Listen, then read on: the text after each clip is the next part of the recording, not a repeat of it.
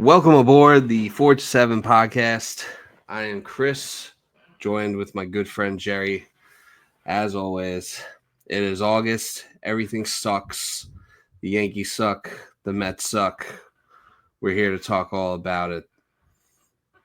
To quote a guy who is about to be out of a job, we're just another day closer to death. Yeah. I hope that man that said that loses his job pretty soon. Actually, I hope he doesn't. I hope they keep him. I hope they keep him there forever. But it'd be just good enough. But at the same time, I am kind of sick of. I am kind of sick of hearing from him, and I'm kind of sick of everyone being like, "Oh, he's so quirky. I love Mike McDaniels." I love that meme of meet Aura Man. Yeah.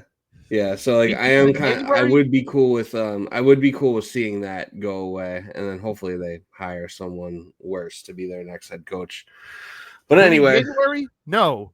Put a 60 burger on a tanking team in September? Yeah.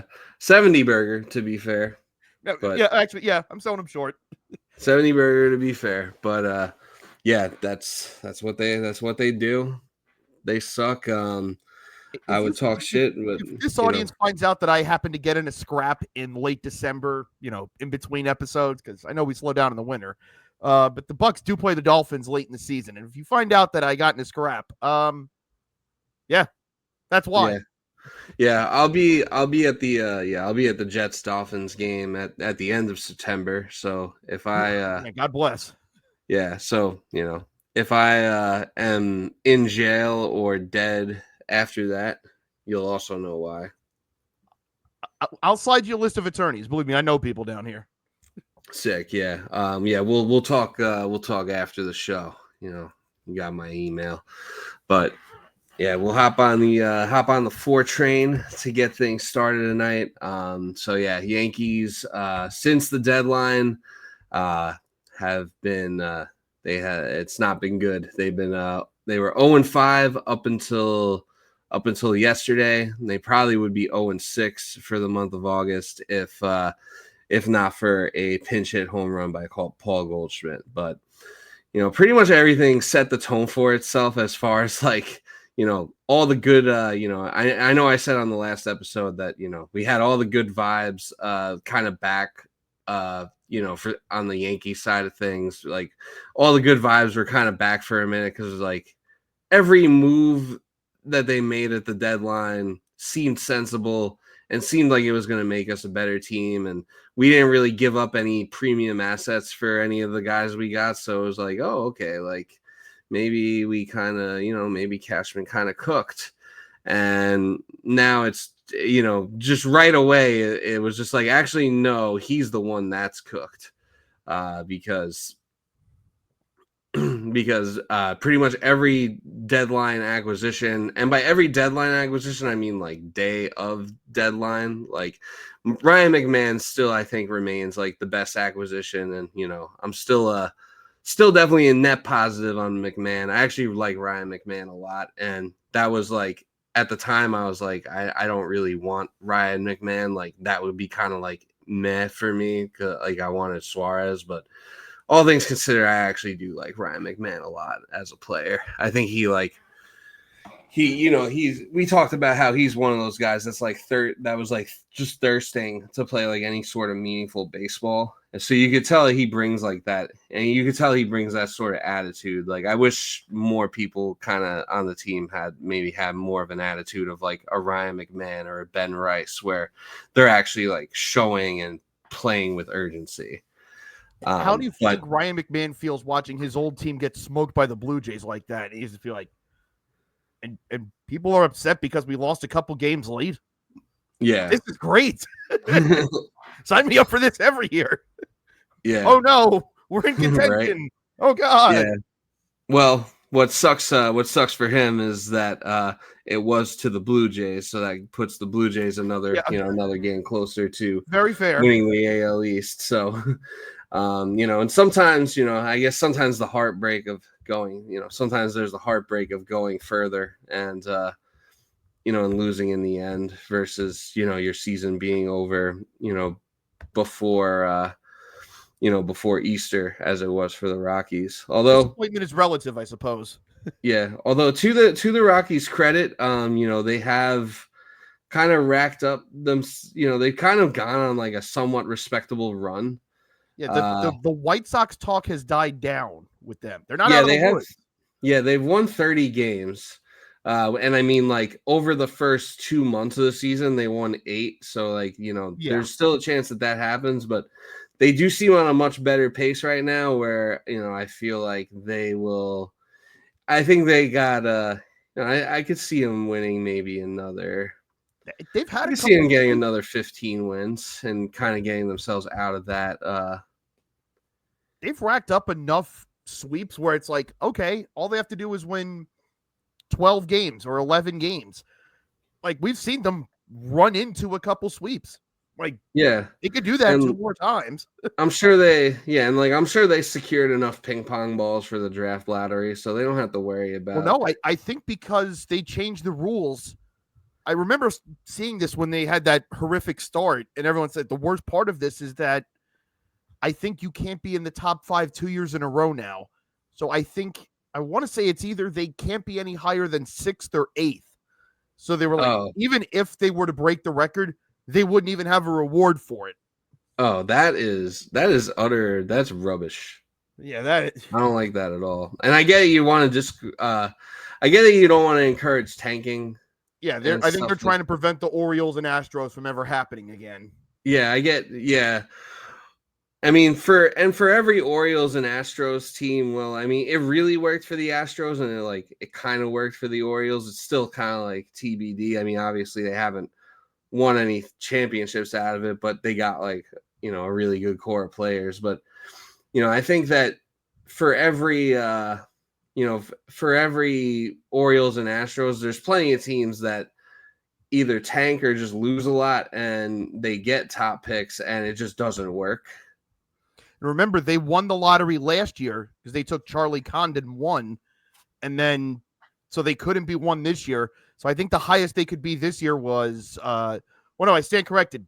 Last year they were 3. I'm looking at last year's because they had Condon 3 last year, and Travis Bazzana went 1. So I forget exactly I'm trying to find the exact rule where it's, I guess, yeah, a team can't win it in consecutive years. But you could get a top 5 pick. Yeah. Okay. And that's a little more reasonable.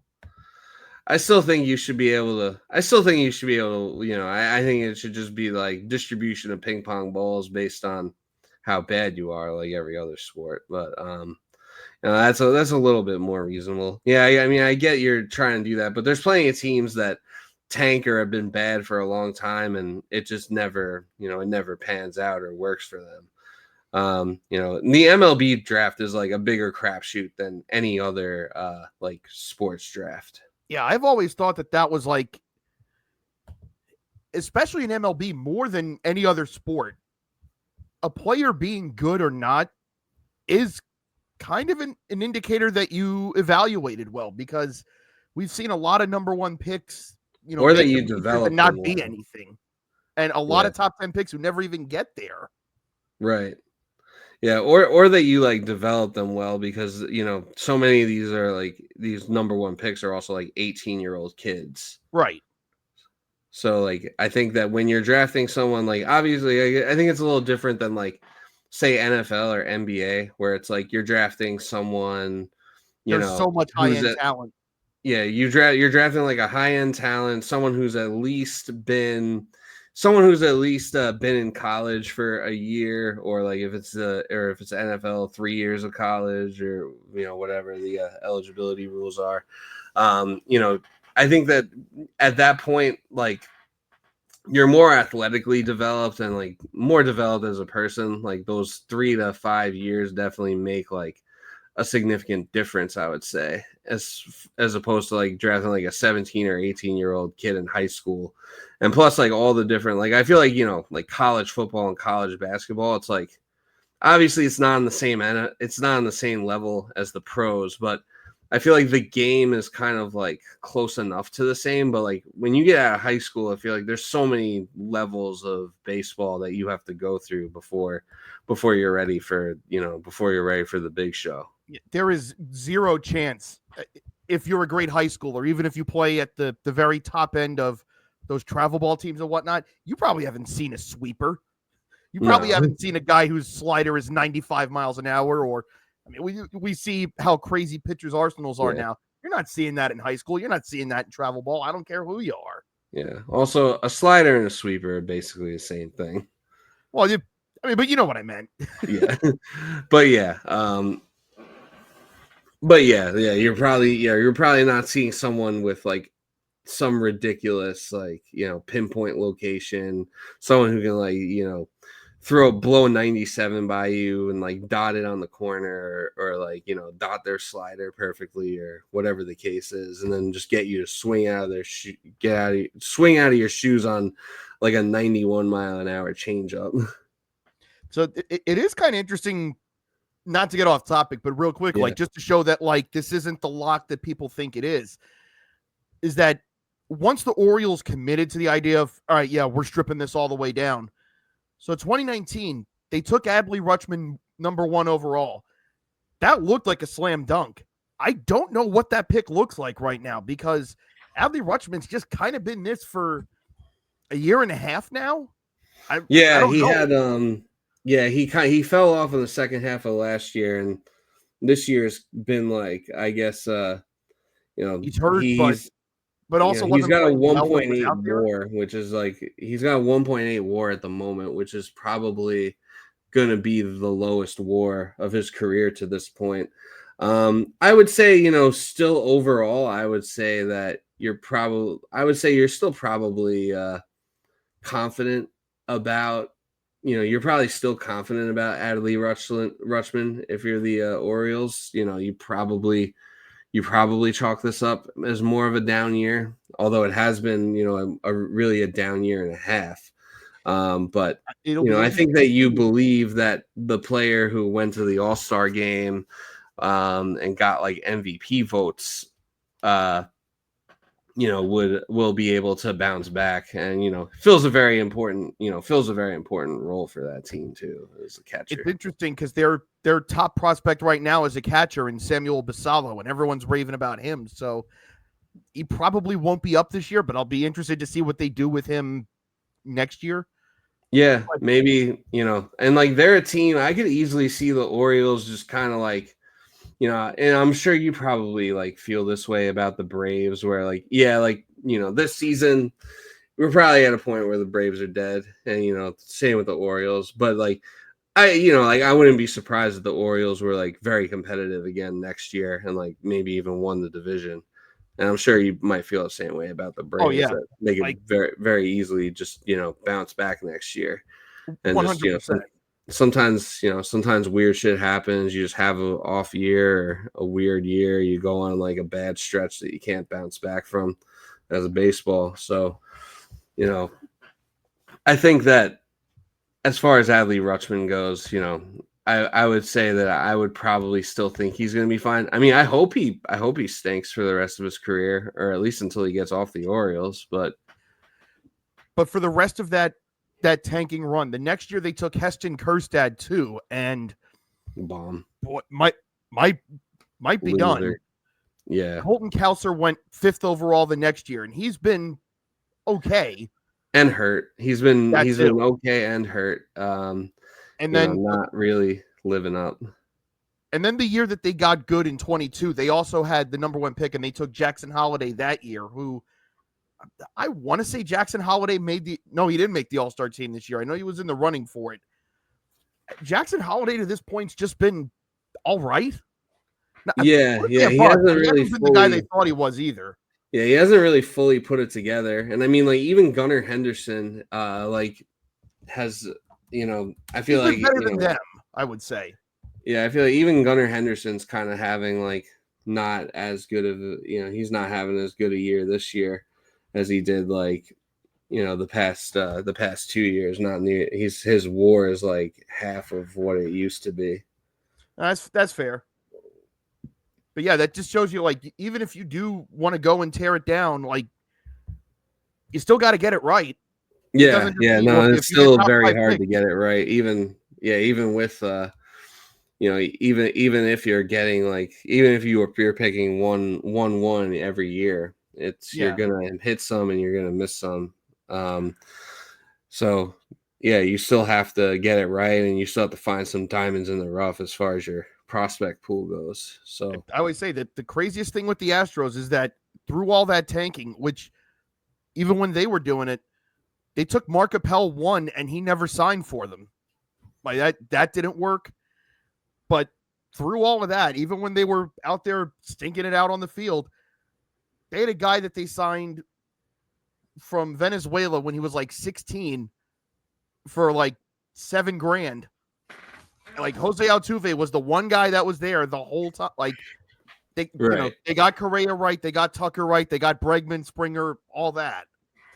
But and they if see they don't have and Jose they're also Altuve kind of a there, it pitching probably doesn't factory work as as well. well. What? And they're also kind of a pitching factory. Like Yeah, to a degree, yeah. Fromber, Hunter Brown. Yeah. Yeah, just an annoying, just like an annoyingly competent baseball team. But let's get back to my incompetent baseball team for now. So pretty much everything set the tone for itself after the deadline. In the first game, when every deadline day acquisition, being Bednar, Jake Bird, and even Jose Caballero, all contributed directly to the loss. It was a pretty wild game. The Yankees ended up losing 13-12 in, I believe it was 11 or 12 innings. It was, I want to say 10, I think. no, I think it was more. I thought, or actually, you might be right. You know, it I think might it was have one of those, even. like, I think it got Actually, it was tied up only a in 9. 9-inning game. What am I Really? saying?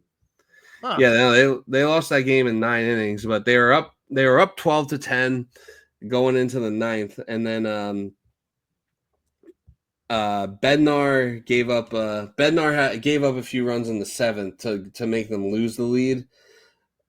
And then Volpe hit the home run, right? Yeah. Volpe hits the home run in the eighth to put them. I think Volpe hit a home run in the eighth, I think, to tie it at 10, and then it was and then they scored 2 runs in the ninth inning to go out 12-10, and then Camilo Doval blows the save. Although I think Devin Williams has been blowing saves, but I don't think he was particularly involved in blowing that game.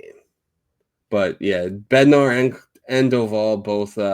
Bednar gave up like 2 runs in the seventh inning. He gave up a home run, and then Doval gave up. Doval gave up 3 runs. Only one of them was earned because you had the ghost runner on second, and then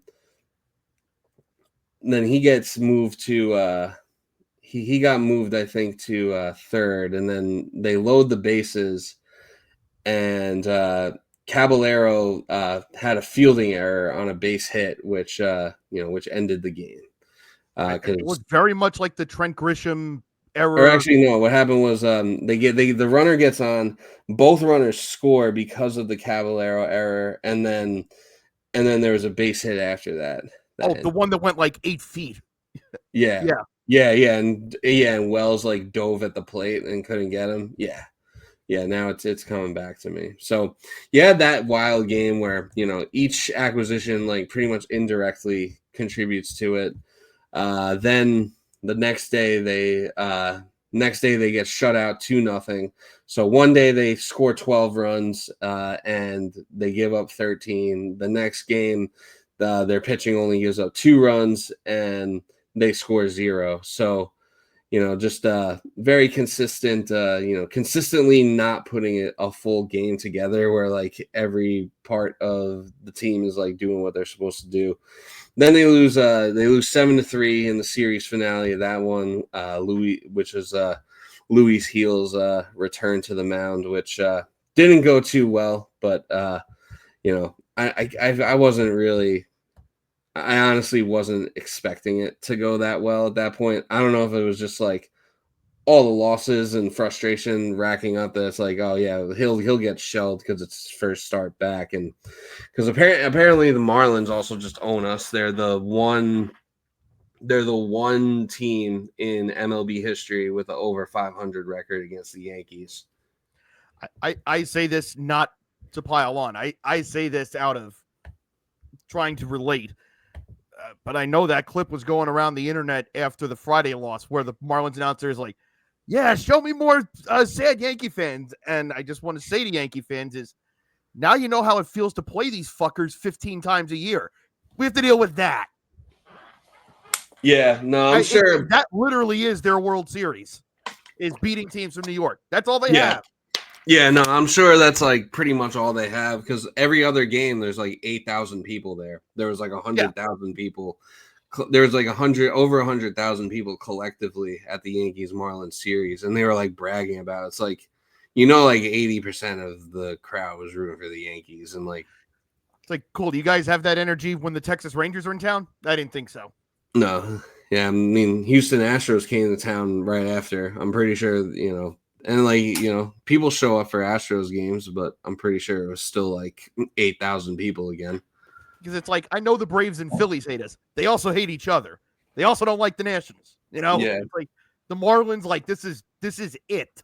Yeah, it's like that. This is the only time like they actually have like an atmosphere at their games, and it's like, okay, like we gotta, like that's probably like the only type of like playoff atmosphere experience like most of their players have. But also, we play them in the last series of the regular season, and if you don't think I'm pissing my pants that we have to face that team with potential stakes on the line, you're kidding. Yeah, you need to, historically and not great.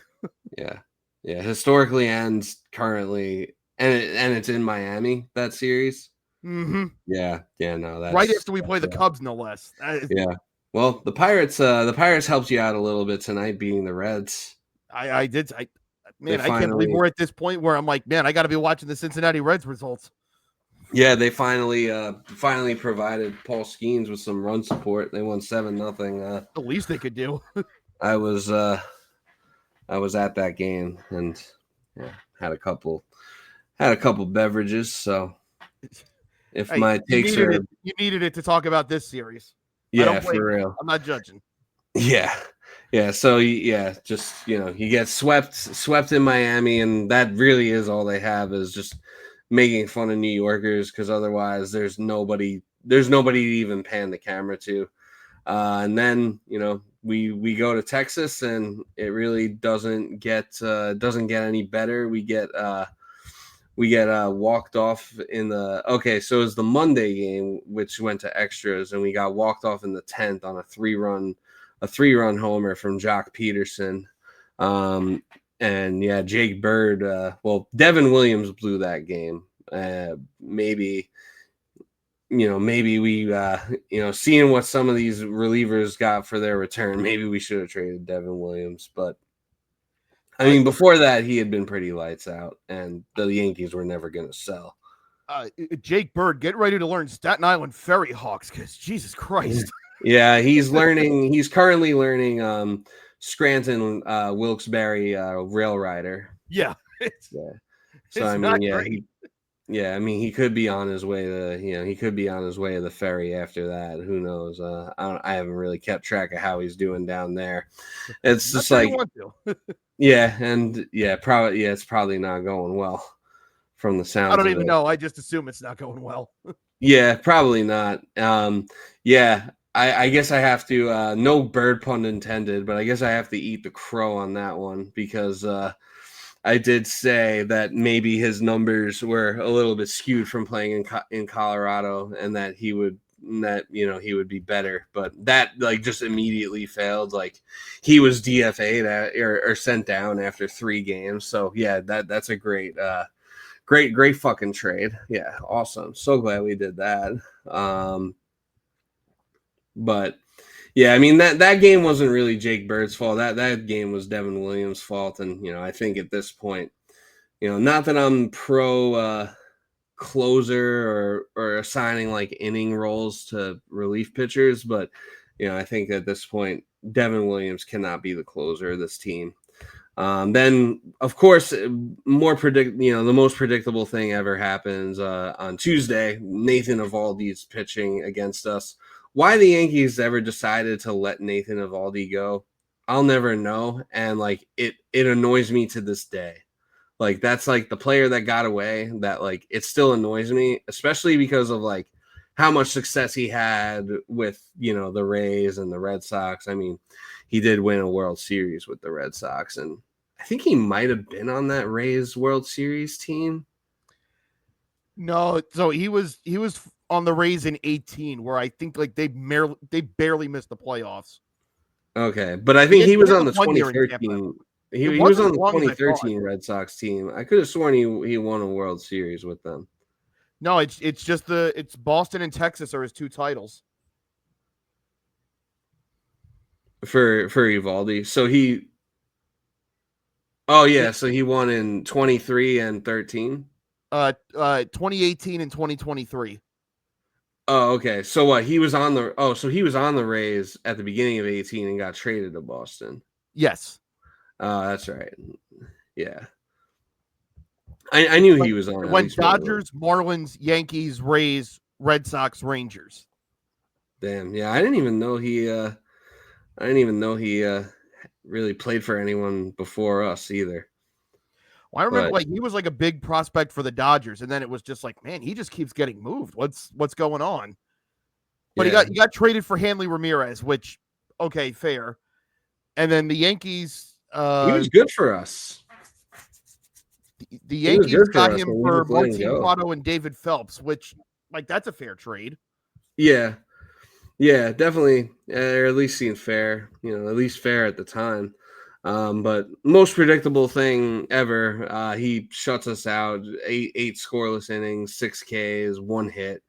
So the Yankees mustered 2 hits in that game, lose 2-0, and then they're able to salvage the series finale yesterday, and which if they would have lost that game, they would have been out of the playoffs by the end of the workday on Wednesday. But now currently they are in the last wild card spot. They're probably gonna remain at least a game or two behind Seattle for the following wild card spot, just because Seattle has been Seattle just finished up, I think, a series with the White Sox. Yeah, they played tonight.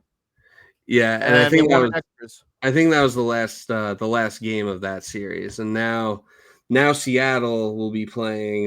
They'll be playing Tampa. So I guess since the Rays are already dead, basically, I guess go Rays. If you could help us out, that would be you're in luck tomorrow. Drew Rasmussen against Luis Castillo. That's probably about as good as you can get. Yeah, that's probably that's probably your best bet. Is just hope that Rasmussen can outduel Castillo. But yeah, so the Yankees will probably they'll probably remain a couple of games behind Seattle, even if they do manage to do well against Houston this weekend, which my expectations for that are not particularly high either. We got Cam Schlittler going against Hunter Brown, which it's a winnable game, but not a game you necessarily expect to win with that matchup. You got and then you have what's his name on Saturday for the we have Luis Gil going on Saturday, and then they have Colton Gordon going. So I mean that's another game that could be a bit of a barn burner. And then you have Fromber versus Fried on Sunday. But cinema. Yeah, but I mean, it might not be cinema, honestly. Max Fried has Max Fried hasn't been doing too hot his last few outings. He actually. I can understand it because I feel like we're in the. Well, not even feel like I know we're in the same boat, and you just feel like nothing's gonna work. But it's just you kind of have to be in that place where it's like, hey, if anyone on this staff right now is gonna fix this, it's him. Even if he hasn't been doing so hot, it's like this dude's been doing it for a decade. I gotta trust that he's got something. Yeah, gotta trust that he can. Gotta trust that he can kind of answer the bell, because that will be the final game of the series. So could be the difference between, like, winning or losing a series against the Astros at home. And I think Saturday. I want to say Saturday is our old timers day, because they got the 2 o'clock start on Saturday, and usually those are 1 o'clock games. So I assume that's for the old timers day festivities. I think they are. August 9th. Yeah. Yeah. Oh, and I just had to click to make sure. Yankees old timers game to commemorate 25th anniversary of 2000 World Series. Oh. What'd they say fuck me for? Yeah, I didn't say it. You said it. Or they said it, but among those scheduled include Roger Clemens, because pedophiles are going so well right now. Of course, why wouldn't he be in attendance? Yeah, I think Soriano's supposed to be there. I think I heard something about that the other day. Jose Vizcaino, who had the game-winning hit in Game 1 and never did shit for the Mets before that. No, I'm not bitter at all. Yeah, Jose Vizcaino will forever just be remembered. Joe Torre will be there to bring out Scott Proctor again. Can he manage? I feel like I can't enter that discussion, but if you guys want to bring him back, I can't say you're wrong. I mean, he is like 85 years old. You tell me. Yeah, I mean, I think so. Obviously, I'm dicking around, but I think Sean Morash of WFAN. I don't know if you're familiar with his work, but I am. Yeah, I mean, yeah, he's I know you don't like Sal Licata, but man, Sean Morash is like on that same level of just like. It'd be easier to name the WFAN guys that are tolerable, because I'm having a hard time. Yeah, but he actually, I think he tweeted like, oh, why not? He like saw something about Joe Torre. He's like, why not just bring back Joe Torre for like 2 months, and then you can re-enter the search for a manager like after the season's over. But like basically saying like they should just have Joe Torre, manage these 2 months and whatever playoff run, because obviously they're not winning. They're not winning a World Series with Boone. I think I'm pretty much subscribed to that. I mean, anything can happen, and I'll still watch, but yeah, I'm definitely not getting my hopes up. I mean, I know I said at the deadline or before the deadline that there was really no move that could fix like the fundamental flaws of the team, and sadly, it looks like I was right. That does lead me into a serious question, given the events of the past week. Thoughts on the whole incident with Jazz getting picked off first base, and then we see Boone getting into it with the first base coach, and I think went down the tunnel with Jazz right after that. And then I think Jazz stayed in the game, I think, after that. I mean, we've seen guys get pulled for that kind of stuff. Yeah, so I'm not too hung up on him getting pulled out of the game, because I mean, we saw what our infield and what second base looked like when Jazz, wasn't at second base. I don't think, I don't think there's really any scenario where taking Jazz out of that game. Now, albeit we scored 0 runs and, got 2 hits that game, but I don't see how taking Jazz out in that situation, like, improves your chances of winning. So, like, I don't particularly have an issue with him staying in the game. obviously you saw Boone and the first base coach like visibly go at it, and obviously there should be, obviously there should be some sort of some sort of interaction after something like that happens, because like how does that happen? And because it's like, because of Twitter now and just how things are, I forget if it was even like some AI bullshit or fake, but I don't think it was AI, because I didn't see a video, but I think Jazz said like that he would pretty much like he was basically leading off because he thought that they were going to let the ball fall like on purpose, and that he would do that again, like given the opportunity. That's where optics matter, where sometimes it's like you just have to lie sometimes. Like, even if he explains it from a strategic perspective of like, okay, 9 times out of 10, the exact thing he's describing happens. And yeah, sure, get that.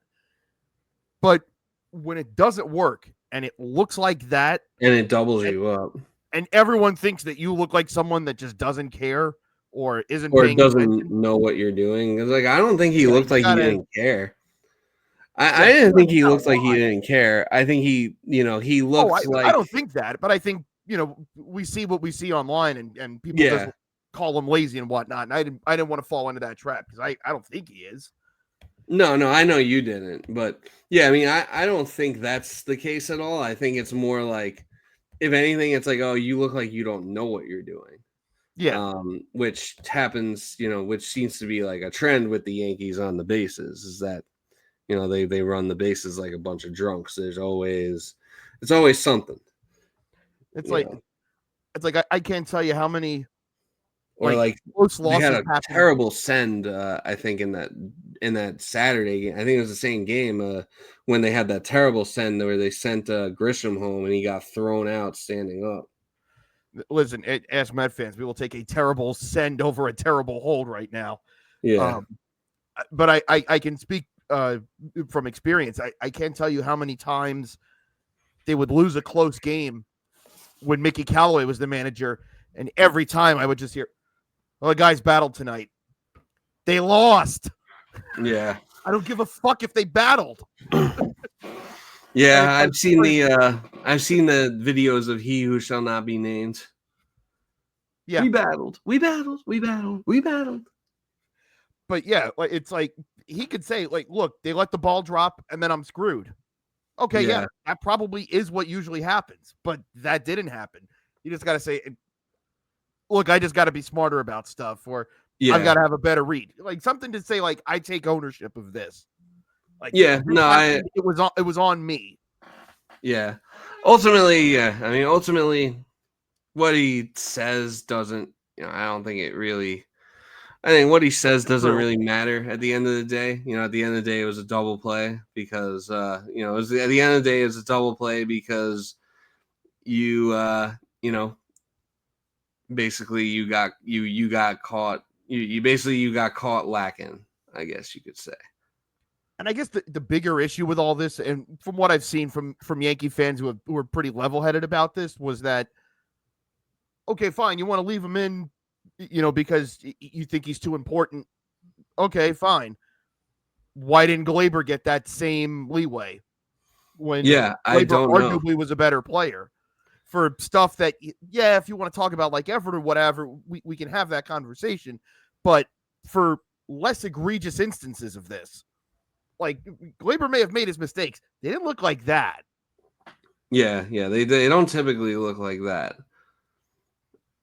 And so that's where I can understand the frustration of, why was one guy held to that, and this guy that you went and got, who, again, you take the good with the bad with Jazz, because we've seen what kind of player he is, but you can't say that you didn't know that this wasn't something that he doesn't do. Like, this happened in Miami too. It was just away from scrutiny because they weren't contending. But right. Jazz has always been this. That's always been a possibility with him. Like, you can't say you didn't know this. So why did Glaber get singled out for this? It felt like, because no one else on the Yankees was really, having fingers pointed at them like this. And Glaber was a reasonably good ball player for you.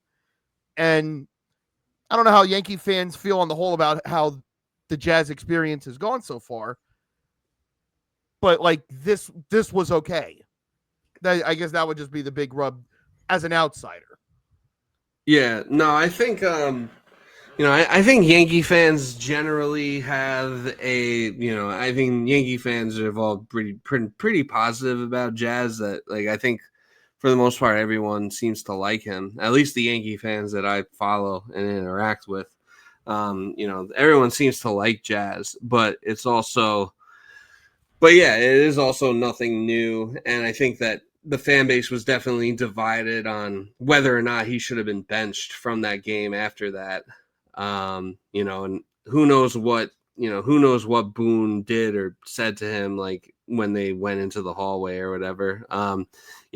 It is a little weird. I guess he flips out on his first base coach publicly, but he wants to talk to the player privately. Like, I don't see why it can't all just be one or the other.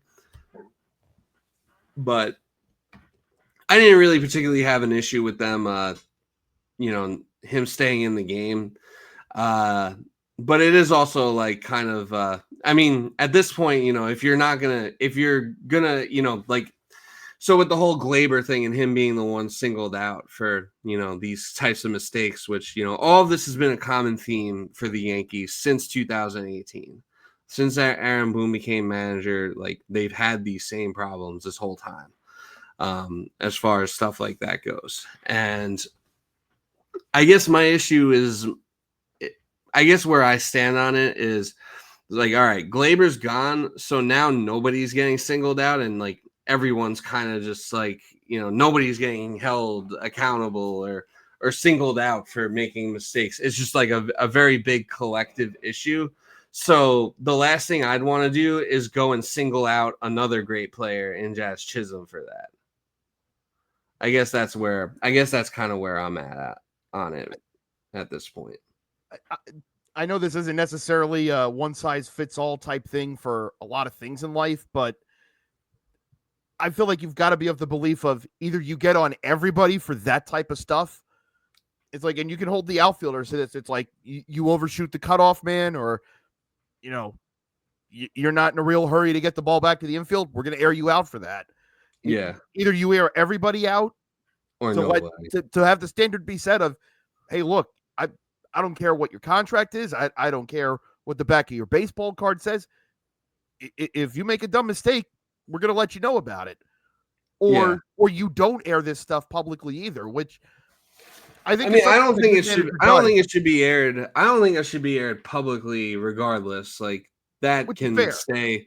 We don't need to, we don't need to hear, we don't need to know what they're saying to them or what they're doing. It's just, we just want to see it stop.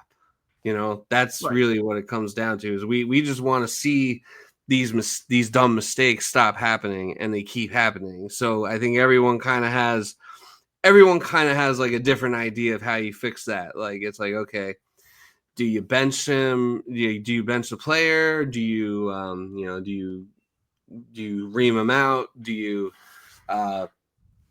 do you do this or that? But I think at the end of the day, I don't know what the right or wrong answer to is, because like everyone responds differently to things too. So it's like you want to have like a universal standard within your team, but one player might respond better to getting benched than another player might respond, or one player, you ream them out and they might be like, okay, like I get it, and another player might be like, all right, well, fuck you. So you don't really consensus I've always seen, and I feel like this is probably more so from players, is you want to have the guy that will protect you publicly or defend you publicly, but hold you accountable out in private. Yeah, it's like, okay, yeah, have your grievances, but know that I'm not going to throw you under the bus to the media. When I'm in the crossfire, you're going to stand up for me. Like, I feel like most guys respond to that. Like, okay, yeah, I would say so. And Boone definitely does that, but they're obviously not responding to it in a positive way as far as those things go. like as far as the errors and the base running mistakes. So I mean, yeah, that was a pretty bad mistake, but overall, I don't really have an issue with not, taking him out. I mean, they had 2 hits that game. Jazz might have even had one of the hits. I'll be honest, I was outside most of the weekend, and it was given the way the Yankees played, it was a pretty good weekend to be outside, and not I don't really, blame you. I wish I could have been really paying too close attention to the games, but yeah. And then Stanton after, and Rice had the 2 hits. Oh, Ben Rice had both hits. Stanton and Rice. Oh yeah, that's right. Stanton did have a hit. To be fair, you were facing Yuri Perez. He's good.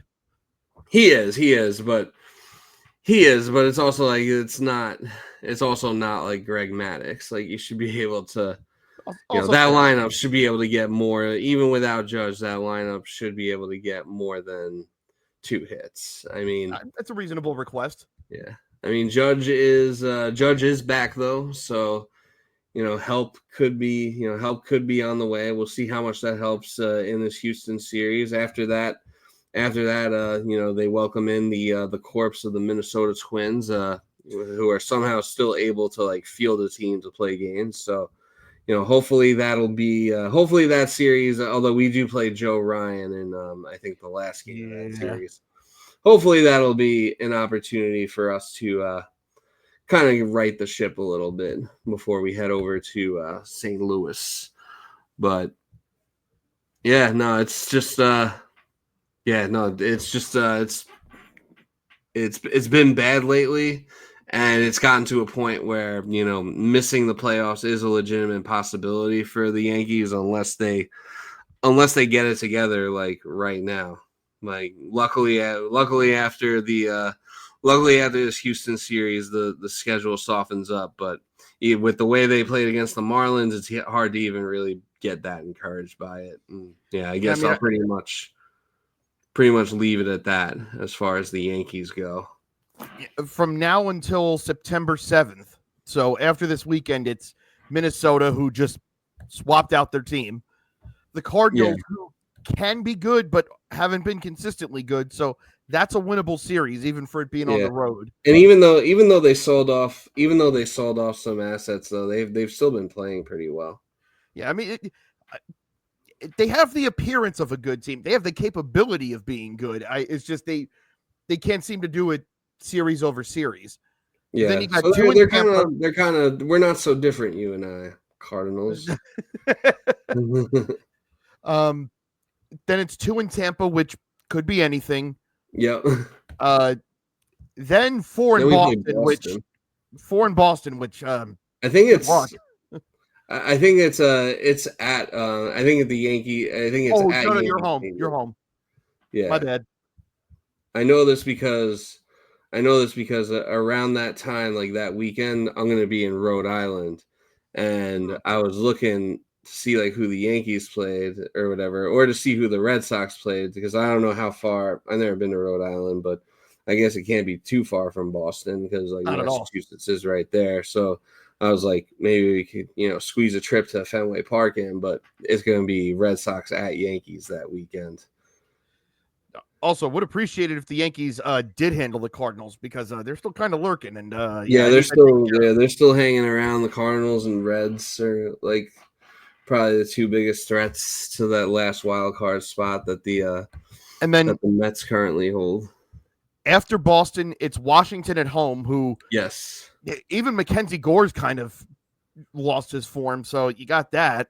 Then 4 at the White Sox, and that'll close out the August from hell. And then to start September, at Houston, which I believe is it's 3. And then to finish it 1 month from now, 3 in the Bronx against the Blue Jays. Oh boy. Which is followed by the Tigers at home. Which Yeah, so we're gonna find ourselves this is basically like a reverse shit sandwich. So like the shit is the bread, and then or like the shit in terms of like, so like the shit is actually in the sandwich as far as this shit sandwich goes. Like the shit teams are are in the sandwich, but like for the Yankees and how it could be a shit sandwich for them, I would say like the shit parts for the Yankees would be the bread, and then like the sandwich part inside is where hopefully you better be able to stack some fucking wins. Now, here is your saving grace. Your last 10 games, 7 are against the Orioles, 3 are against the White Sox. So yeah. If you can keep it together long enough, you should be able to close well. Yeah, we should. I think. I do think we'll end up. I think missing the playoffs is a possibility, but given that, barring like you'd have to collapse pretty fucking badly. And I mean, the Yankees and White Sox have had like over their past like 45 games or so, they have a pretty similar record. Like this stretch has been going on for a while, because there was a time where like the Yankees are only 7 games over 500 now. There was a time where they were like 20 games over 500. Again, I don't want to be piling on here because again, I have no room to talk. So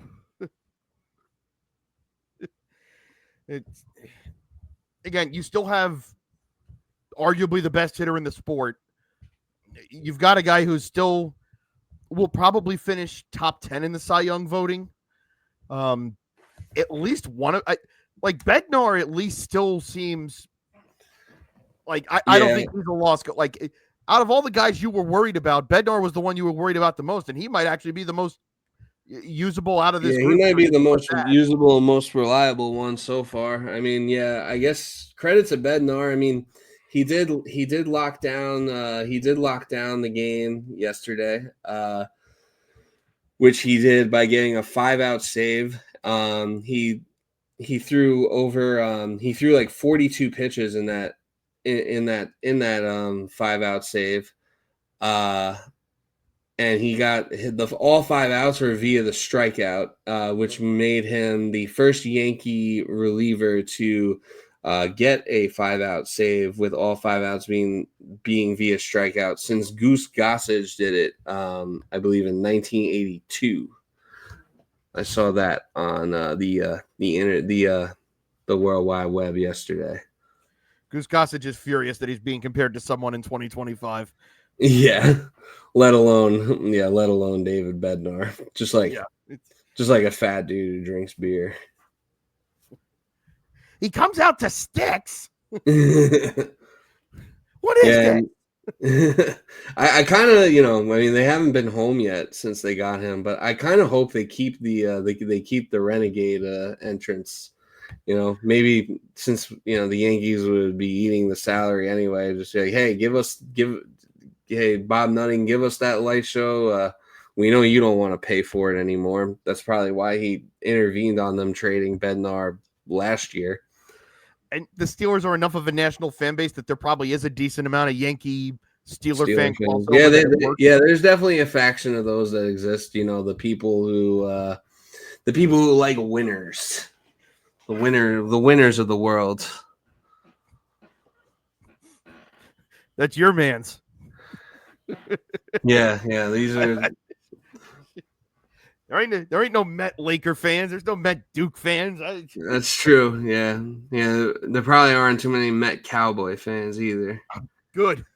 We got all those Herb ass. We got all those Herb ass teams affiliated with us. So I mean, no matter how you slice it, it's been a pretty brutal. It's been a pretty brutal stretch for Cowboys fans lately. Kills me to say it, but you know what team's fans usually affiliate with the Mets? It's another New York team that has blue and orange. The Islanders. That's right. That is right. I don't know why I'm saying that so proudly. But the first time I mean, it makes sense geographically. Yeah. My dad's one of those. My dad is the most casual of Islander fans. I can't stress enough how casual he is. But is he a Jim? Is he like the Jets? Yeah, but he was also smart enough to not push the Jets on me. Good man. Good man. God bless him. I intend to do the same if and when I do have children. They're going to be able to make their own decisions as far as what teams they root for. As would I. I'm not going to push the Jets on them if they, they see me rooting for the Jets and they're like, I want to be just like my dad for whatever reason, I'm going to warn them about what they're getting themselves into. And, hey, maybe just be a Steelers fan. You can be a little happier. You'll fit in at school. No one will be like, why are you not a Steelers fan? But if my kid ever chooses the Mets, I'm like, listen, I want better for you. This is how I'm doing this for you. Yeah. Don't pick anyone in the NL East. Yeah. There will be restrictions to it for sure. There's definitely if you need counsel, got to be. I'm here. Yeah, definitely got to be restrictions to who you can root for. But yeah, if you become a Buffalo Bills fan, then you could sleep outside. But let's get into the Mets. You're a Patriots fan. I'm putting you up for adoption. Would that be safe to say? Yeah. Yeah. Once you turn 18, don't expect to be hearing from me too much.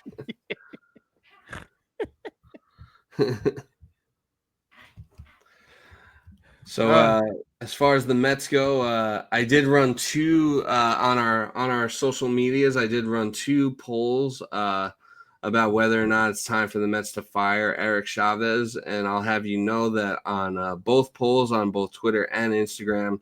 And make sure, of course, you're following those accounts at 4 to 7 Pod. But on said polls, every single person that voted did vote for Eric Chavez to be fired. So it's pretty unanimous at this point that Eric Chavez needs to be fired. Now, whether or not Jerry made 7 burner accounts to skew the results of these polls, I cannot confirm or deny. But, if he did, you have to respect the dedication. And if he didn't, then, I think that's something that we're all on the same page of. But that means we've got smart followers. Yeah. Yeah, we would hope that our followers are knowers of ball. That's, who we're trying to. That's what we're trying to find. Yeah, that's what we're trying to. That's the common denominator we're trying to appeal to. Definitely not necessarily the highest common denominator, but not maybe a step above the lowest. So you gotta have some ball knowledge. This came out during the game Tuesday night, so the numbers might be a little different now.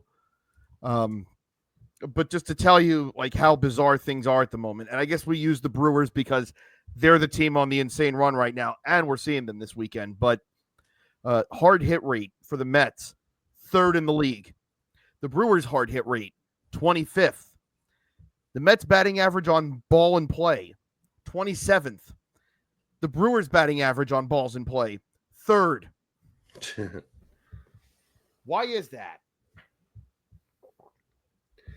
Perhaps Pete Alonso sold his soul to hit that 2-run homer.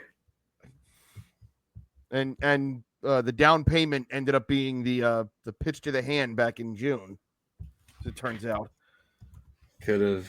By the way, it would be quite funny if he ties and breaks the Mets record this weekend in Milwaukee, where potentially I do think there is I would put it at 50-50 that if he doesn't hit that home run, he's not here right now. I think it's at least 50-50 shot. Yeah, I think there's a very decent chance he's a Tampa Bay Ray if he doesn't hit that home run. Yeah, I mean, even with that home run, there really never was a market for him. No. And not even I always say everyone remembers that, but he had a good postseason too. So it wasn't even just, it was one moment. Yeah, it wasn't just that one moment. He showed up. And even still, people were like, nah, we're set. Yeah. But it is intensely frustrating to watch this team right now because it's not even so much that they're not hitting. It's that they don't hit for stretches.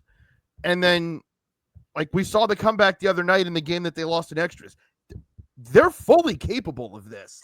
They're fully capable of these stretches where it was Hunter Gaddis came in the game, and they have 4 hard hit balls in a row. And I think at least 3 of them were extra base hits. They're capable of this.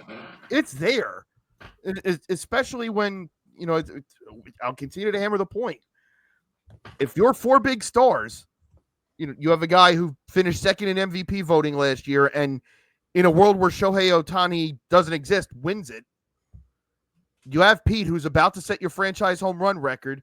You have Nimmo, who you signed an 8-year deal to, and you have the guy that you gave the biggest contract in the history of sports to. If those 4 aren't going to hit, the other stuff's still important, but when you went into this year, the idea was these 4 are going to carry us. They're not right now for a multitude of reasons. But just as much on the pitching staff too. And Soto at least bailed you out of getting no hit by Gavin Williams. Although I kind of was of the belief by the 6th inning yesterday that, you know what, if they get no hit and it means Chavez gets fired, then fine. Yeah. A worthy sacrifice. Yeah, I think regardless, it's time for Chavez to go. I mean, we've been proponents of that for quite some time, and I don't know what they're waiting for at this point. I don't know if they don't want to make that change in season and they're just waiting, or if they actually for some reason believe that he's the right guy for the job. The former would be so much more acceptable than the latter, but also part of this is it's kind of frustration at the front office too, because you're seeing the same things happening again and again. And these are with professional, proven all-star hitters, and nothing's setting off alarm bells to you that it's like, okay, let's try something else. Because I'm always of the belief, and I've said this on the show relating to other issues. Sometimes you just have to be willing to try stuff. Okay, we've had this guy, but his approach has consistently shown these results all year, especially when we have runners in scoring position. And we've got some of the best hitters in the sport, based on numbers from what they've done. These are some of the best hitters in the sport. And these are the numbers that we're putting up with runners in scoring position all year. And that's where we're supposed to make our killing. You know what? Let's try something else. And we're not even doing it. Yeah. And if you might just have to. If this was his first year, it'd be like, okay, maybe it hasn't taken yet. Let's give him some rope. He's been here since 2022. Outside of 2022, this is just kind of what they are. You've seen there's been peaks and valleys, but I mean those problems, even last year on the magical Grimace run, they've had their blunders where they leave a lot of runners in scoring position, and the whole bases loaded, no out. The whole bases loaded, no out. The opponent has us right where they want us trope. That didn't get invented this year. That's been around. Yeah, no, that's been around for a hot minute. We do that quite a bit too. Maybe any fan of any team feels like their team leaves the bases loaded a lot, but the Mets are definitely pros at it. So you don't make that change, and you see the issues that have plagued the rotation all year, and this is why they had to go and make those bullpen change. Maybe they would have went out and tried to do it anyway if things were going well, but part of the reason that you had to go get Rogers and Helsley was because your bullpen's overworked.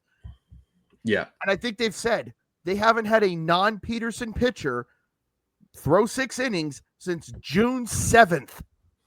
We are officially at 2 months of this. 2 months of all 4 other pitchers guaranteed 5 innings or less. That is alarming.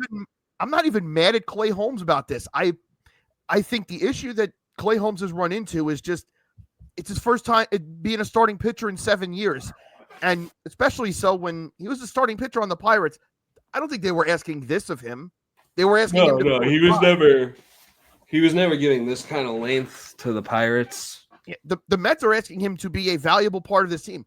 I think Clay Holmes has done a lot of good this year. You can see for a lot of stretches, you see okay, this is why the Mets tried him to be a starting pitcher. They saw something. I just don't think he was physically prepared to go through the rigors of a season as a starting pitcher.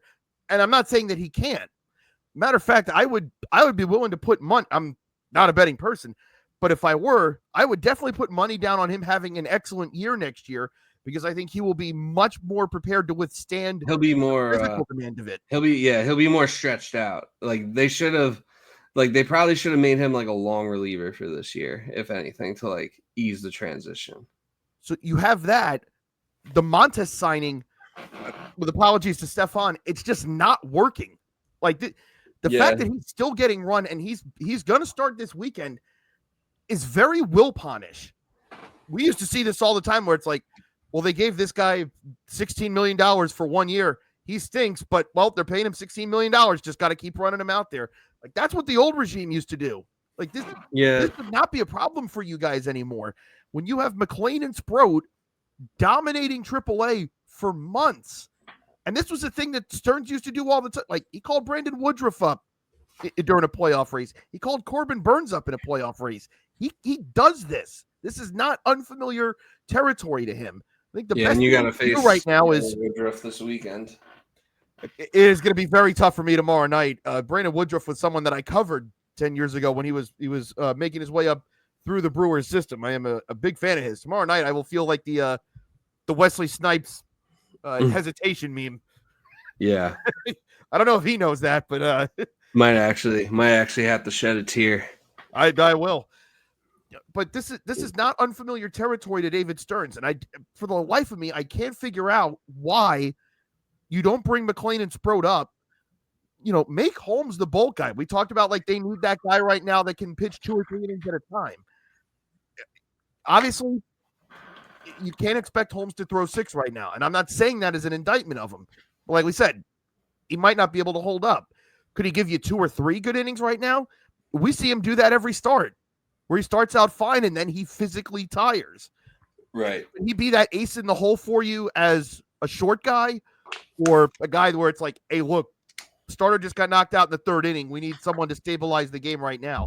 Clay Holmes could absolutely be that guy for you right now. And, you send Frankie Montes on his way. It's like, hey, your contract's guaranteed, whatever. It just didn't work here. It might have. Yeah. It might have seemed like Stephon will be waiting at the time, but it hasn't worked out. Yeah, no, he'll always have Stephon as a neighbor, so he can. But maybe it's time for him to go back home. Yeah, and that's the frustrating thing is like it feels like we keep seeing the same game for weeks. Even when they won those 7 in a row, it was they were finding ways to win those games. And those problems were still very much there. Now it's like similar games and the other shoe is dropped. And I think I've said during this streak, like just talking with people, is I guess the difference between last year and this year, and I said in the build up to the season, is you can't expect this to be last year, and nor should it be. But if we're expecting this team to go where this team did last year and further, it's last year you always kind of like once they started the run and they got back into it, you felt like, all right, they'll figure something out. Even when they got behind, it's like, okay, they've done this too many times. We'll win this. You actually start feeling like confident, like when you're in that position. Where other times it's like, I should just turn the game off now. It's over. With this team, it's been when they get down, it's they're gonna figure this out, right? It's. Although I do have a couple of tweets that are trying to hold me back in here. Team Thirst Trap, who again, someone that presents all sides.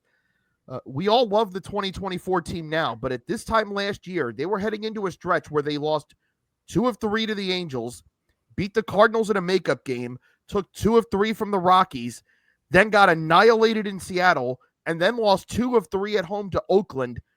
to fall to 62-59. On the flip side, the 2015 Mets threw 115 games, 63-52. The 2025 Mets threw 115 games, 63-52.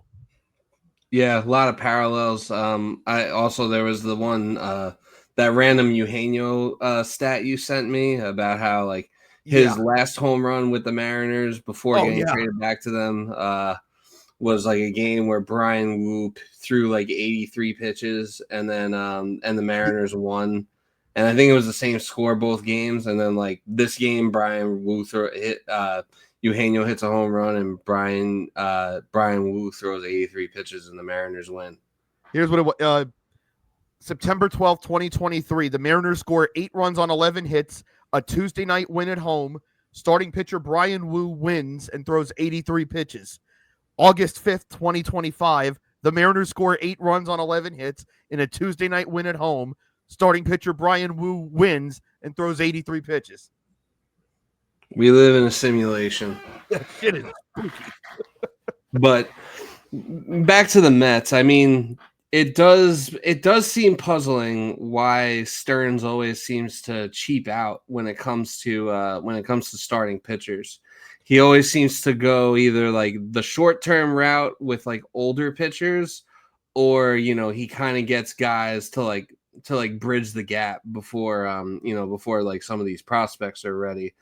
But it always seems like it always seems like that's like the one position. We know like Steve Cohen has more money than God, and that seems to be the one position where they feel the need to like unnecessarily play money ball with. And it's just like, you don't have to do that. And it is very puzzling to me why a team that didn't have World Series aspiration, that does have World Series aspirations, why that team, when starting pitching is such a big need. And I don't know if like maybe the market for starting pitchers just didn't develop this deadline. Cause I mean, like none of them really got moved. Like, the two best guys were Shane Bieber, who's coming off Tommy John, and Merrill Kelly, who are both over 30. So it's, because like Mitch Keller didn't get moved, Alcantara didn't get moved, Cabrera didn't get moved. So like all the, all like the high end starters that could have been on the move all ended up staying. So I don't know if like the market didn't develop, but it is puzzling to me why a team that does have the World Series aspirations, that did drop $800 million to get one of the best hitters in the world, and add them to a team that already had Lindor, and Pete Alonso. It is quite, it is quite puzzling to me why they didn't try to expand on that by getting a starting pitcher. It's interesting because this is a discussion that's kind of started over the past week or two, and I know which side I fall on. Is, if anything, like I was kind of puzzled at the Montes deal at the time, because I'm like 34 for 2 seemed like you're really sure you're going to have him for 2 years. Like that's because last year we knew like, okay, McLean's coming, Sproat's coming. Like we'll figure out how to work this out. But hey, if these guys are who you think they are, then they're going to crack your rotation at some point, and you've already got a few spots filled. So, what are you going to do? Like, how do you want to manage this? I don't think we knew that Jonah Tong was going to jump into the stratosphere the way he has, but I think if anything, you had Jose Quintana sitting out there until right before the season started, and I believe he signed a 1-year deal for maybe 12 or 13. And the counterpoint I've seen from some people is, well, yeah, but at this point last year, everybody wanted him DFA'd. I was one of them. Hand up. Yeah. I got that wrong, because they don't even get there if Jose Quintana doesn't have the final month of the season that he does. And then I would even say probably he was their best starting pitcher in the playoffs. Like Minaya had a bad one in there. Senga had a couple rough moments. Severino got tagged. Jose Quintana generally held his own. Yeah, he generally held it down. He was one of the very few that did in that playoff run. And looking back at it, I'd rather have him for 1 year, $14 million than Montas for 34 over 2, because if Quintana's just mid and Sproat and McLean still have the breakouts that they've had this year, by this point, you can go, all right, well, you know what? We kind of were just having him here as a placeholder anyway. We were hoping one of the kids would jump up and take this spot. And, well, we've got 2 of them. Well, this was kind of the best case scenario. We brought someone back. It hasn't really worked out, but guess what? We're okay. We're gonna have someone maybe squad. We're not worried. Maybe Jose Quintana is like the secret ingredient to these teams. Because I mean, the Mets went on the run they did last year. Maybe it wasn't Grimace. Maybe it was Jose Quintana. Because I mean, the Brewers are currently the hottest team in baseball. They are also currently have the best record in baseball. So, you can't say Jose Quintana doesn't have something to do with either team's success. And to look at Jose Quintana's numbers for this season, he's made 17 starts. He's 9-4 with a 3.57 ERA, a 1.34 WHIP, and he's thrown 93 1/3 innings. More importantly, let me see his game log. So recently, 6 innings, 5 innings, 5 innings, 6 innings, 6 innings, 5 1/3, 5 2/3, 6, 4 1/3, 5, 5. You just know you're going to get right now. You just know you're going to get a professional outing out of him, right? And that's something you really could have used. Like, even if you just have one other guy in your rotation that can give you 6 innings, like especially with the moves you made to bolster up your bullpen at the deadline, you kind of just need that one other guy that can just go 6 innings to kind of keep the stable afloat. So like we said, no one other than Peterson since June 7th has gone 6. Quintana's done that 4 times in that same time span, and 3 of them were quality starts where it was 3 runs or less. This team's crying for that right now. And again, you would have probably needed to do it for just 1 year, and for probably a little less money on, like, Montas is getting 17 per year. You probably could have done that for anywhere between 12 to 14 for Jose Quintana, for a guy that can pitch in a playoff race. Like, handled himself incredibly well down the stretch last year. You have proof that he can do it with your team against that caliber of opponent. I know people might say it's a hindsight is 2020. I didn't quite understand that one at the time, and I was kind of the belief, like, okay, maybe you let Quintana go because you're getting. He's 36 guy to pair with Minaya and Senga. Yeah. I thought there was going to be someone of that caliber. It didn't work out that way. But yeah, that one's really hurting right now, especially because they're dragging their feet with McLean and Sproat. Yeah, which at this point it doesn't make any sense why they are, unless they just want to, unless they're just manipulating their service time. But I feel like if they can help you win now, and you're a win now team, there's absolutely no reason to drag your feet through the mud. Like, if there's, it's not like there's someone that's blocking them. Like, the need and the opening is there. The deadline is passed. So, like, that could be the next thing you do to kind of give your rotation a spark, and kind of like takes a load off of everyone, and kind of keeps the pecking order in order for the bullpen. I know we looked ahead at between now and September 7th for the Yankees.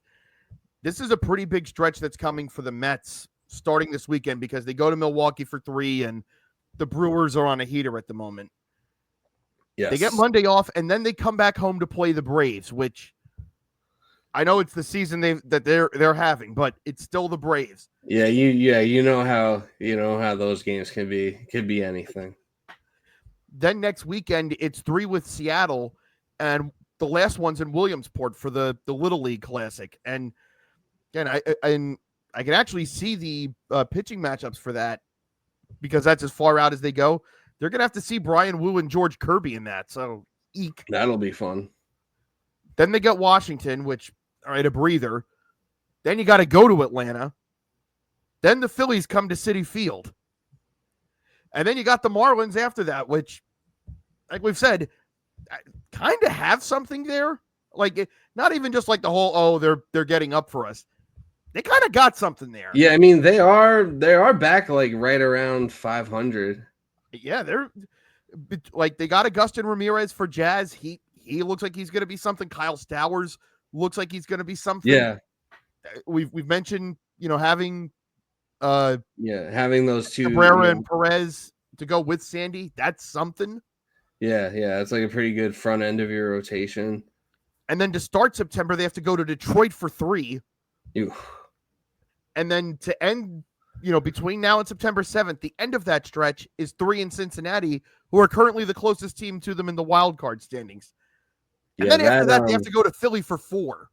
So this is kind of a defining stretch for this team right now. Yeah, that Mets Reds series. You said that's in Cincinnati? Mm-hmm. Oh yeah, it would be because we went to the Reds yeah. game at the Mets. So yeah, that'll be in Cincinnati. That could really be that series could loom particularly large. They're about to get Hunter Green back. Yeah, he's on the mend. He's about to be back. So, and the Reds have already been, they got their asses kicked by the Pirates tonight, but they still got 3 more games to play against the Pirates, and Paul Skeens won't be pitching any of those. So, yeah, you can probably safely assume the Reds will, win at least 2 games this series. It's a 4-game set against the Pirates. So, yeah, so it's definitely going to be a tough stretch for the Mets coming down here. I mean, I think they've shown all year that when they do go through these slumps, they do always seem to bounce back, and they do obviously have the talent to bounce back. I mean, as bad of a hitting coach as Eric Chavez is, like you're not gonna hold like Soto, Lindor, and Pete down forever. Right. Like at some point, I mean, and even during this past series with Cleveland, they were hitting the ball hard. It was just finding gloves. Like even I think Lindor led off the game against Gavin Williams where the no-hitter almost happened. First contact was 100-something off the bat. Knocks Gavin Williams' glove off. It's a ground out. Yeah, I saw that. Kind of the spot they're in right now is even when you're doing things right, you're slumping. You're in a slump, and when you're in a slump, nothing goes your way, and you get all the bad. You get the good contact, and you get the bad bounces. Sometimes it really is just like kind of like a bloop, fluky single that kind of like turns everything around. And better to have this now than at the end of September, I guess. So I would, there's that. And I know we've talked about this on the show before, but the way they have expanded the playoff format, and this isn't even necessarily about the 6 team as it is even with the 4 team. You just got to get in. Like, I know history is not going to look at it this way, but like everyone will look back at the Dodgers last year as some sort of inevitable tidal wave that just blew everyone away. I don't think at this point last year, everyone was just like, well, the Dodgers are just winning this. That was not the general perception. I don't think so either. Good. Yeah, I mean, I don't think anyone was necessarily surprised that they won, and they were kind of supposed to win the whole time, but it wasn't this foregone conclusion, and there were no team really like blew everyone away. The Dodgers, I mean, the Padres pushed the Dodgers all the way to Game 5 in that series too. They had them up 2-1. Yeah, the Mets definitely. The Mets pushed them to 6. I mean, some of the games that the Dodgers won in that series weren't very close. And I mean, even the Yankees, I mean, we lost in 5, but I mean, could have easily won Game 1 with some better decision making. And, same with Game 5. That could have been a very different series. And, I don't think the Dodgers are necessarily blowing everyone away this year. Could they win it at the end? Like they very well could. And I would agree. I wouldn't bet against them, but there really isn't that team that's just blowing everyone away. And I mean, like last year was kind of like, I think last year, so like the year before that, like all the teams that had first round buys like kind of got smoked in the divisional round. And I remember people were like, "Oh, we need to do something about this playoff format because it's like it's not fair. Like, where's the incentive of winning your division if you get a week off and you have to play some hot team and you're rusty, and then 4 days later your season's over." But then last year it kind of like overcorrected itself, where the Dodgers, like all the first round bye teams, like won, and like the Yankees and Dodgers were both 1 seeds that got to the World Series. So I feel like this is the year where it's going to like lay somewhere in the middle. So you would hope that as the Mets, you would hope that you could win the division. I mean, you're still only 2.5 games back of the Phillies.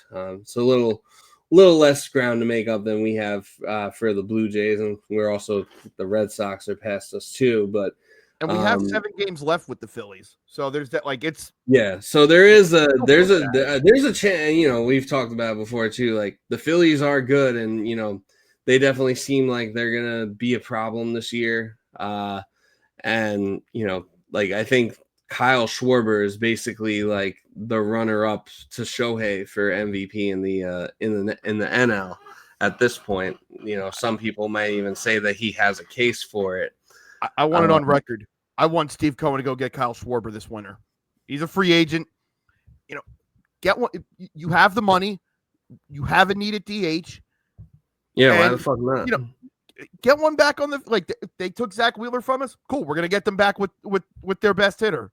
Yeah, I said it. Yeah. No, yeah, absolutely. Why wouldn't you want that? But to kind of finish where I was saying with the Dodgers last year, at this point 2 years ago, or it might have been a little later, but there was that series where the Astros went to Texas and basically did to the Rangers what the Blue Jays just did to the Rockies. They scored 1 million runs, and I think a couple of them were like close losses too. It was like the Astros beat the Rangers every which way possible in Arlington, and everyone saw that series end and said, well, that's it. The Rangers aren't serious. They might make the playoffs, but they're not doing anything. I mean, the Rangers were. Everyone's like, all right, good for them for winning the division, but they're not doing anything. The Nationals in 2019, everyone left them for dead. We haven't really seen a wire-to-wire, that team's the best winner since the 2018 Red Sox. Just get in and get good.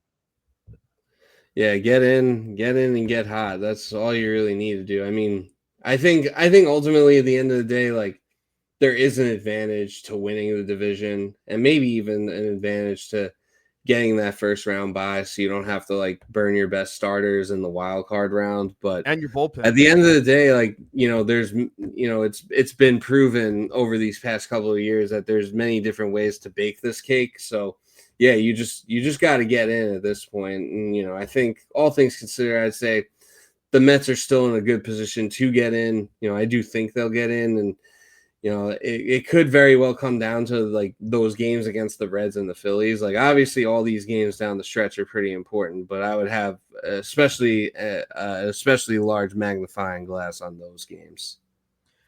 Yeah, the crazy thing is they did the right thing in terms of adding to the bullpen and going out and getting Helsley and Rogers. Like ideally, if this team is able to get it back on track and the starting pitchers can find a way to get back to giving you 6 again, you're in a great spot.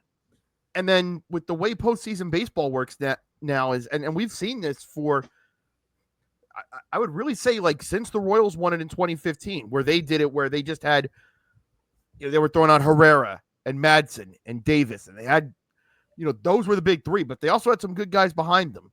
And then we saw Cleveland did this with Andrew Miller and Shaw and Allen, and the Red Sox kind of did this a little bit where they had Kimbrel and a couple other guys in front of that, where you had Matt Barnes and Brazier. It's short. And then they had Chris Sale closing out games. Yeah, he closed out the World Series.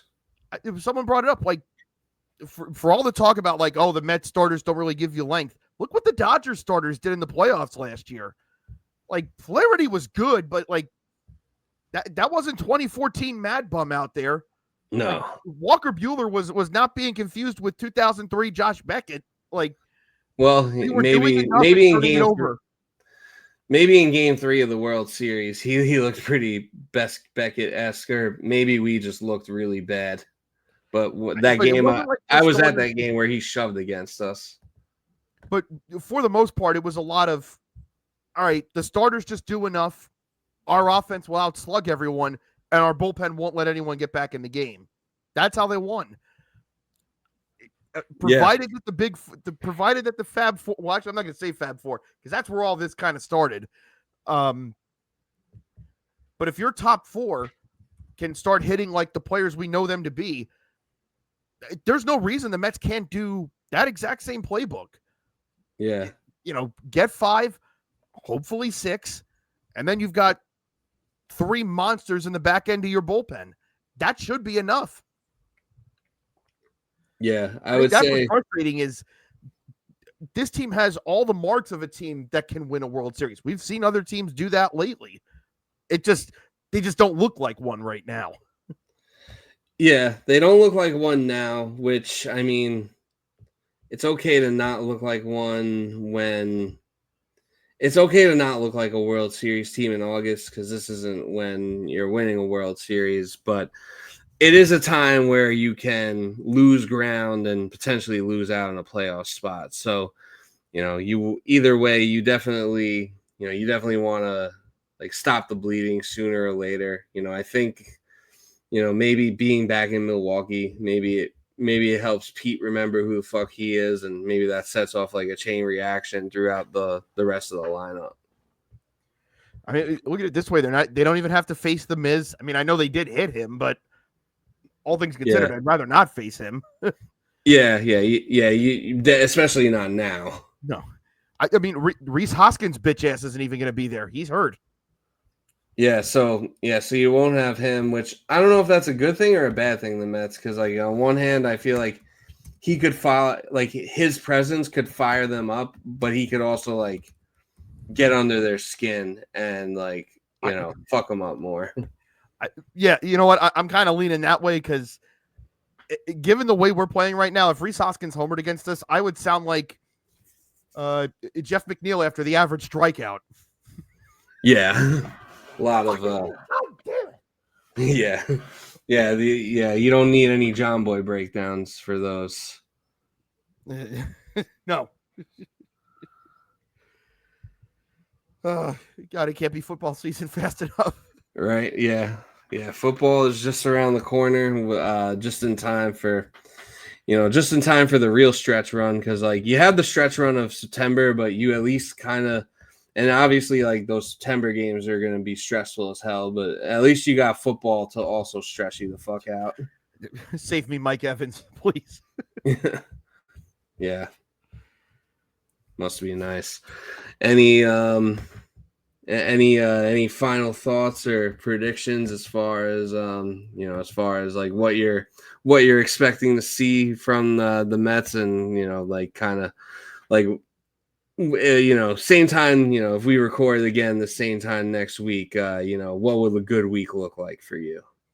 I was not the first person to say this, so I don't want to claim credit, but I thought it was an excellent prediction. But someone said, would you be shocked in the least if this team went to Milwaukee and swept them and then lost 2 of 3 at home to the Braves? Like, does that not seem completely within the realm of possibility for this team? Because it sure is to me. It does. It almost seems like scripture at this point. It'll be like, man, all that progress that we thought we made for nothing, which is kind of what we're going through right now. It's like, I think that's the other thing. Is like, how do we follow up 7-0 with 1-8? Like, if we were just doing 3-3 at a time, like, all right, well, they're mid. But it's like, man, I thought we had firmly put June behind us. No. I'd almost rather go through like an extremely, I'd almost rather be a team that has like extremely hot and cold stretches than a team that's just like mid the whole time. Because at least like, all right, this team can get hot, and when they are hot, like when the Mets are hot, I feel like you have to feel confident. Like, all right, like I go into the game confident that they're gonna win, And if you get hot, if you get that hot at the right time, then maybe nobody can beat you. That's how I felt during the winning streak. It's like, all right, well, they'll do something. We'll get a hit. Someone will we'll be all right. Someone will bail us out. Yeah, and I guess when it swings that wildly, you just kind of have to hope. All right, well, if we do this enough times, we're gonna get to the end, and that's when we pull the lever, and we'll be on the hot stage, and that'll be enough. Yeah, I don't know if that's the smartest way to live, but yeah, especially with some of the pitchers you might see in the playoffs. It's true. Yeah.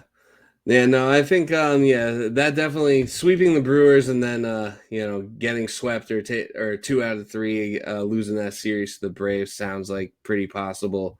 As for the Yankees, I'm probably, for the most part, I'm expecting them to not win this series against Houston.